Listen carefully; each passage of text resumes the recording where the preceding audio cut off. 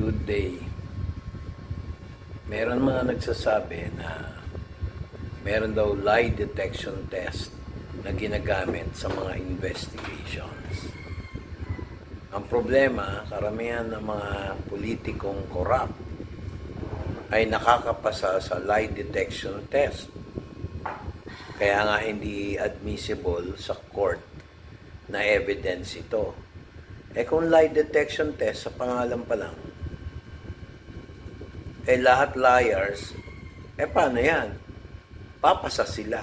Siguro kung merong device na yung tinatawag nating honesty detection test, hindi sila makakapasa.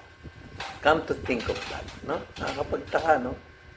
Just a word of thought. Sabi nga, dito sa Romans chapter 6 verse 21 ng New English Translation Bible, so what benefit did you then reap from those things that you are now ashamed of?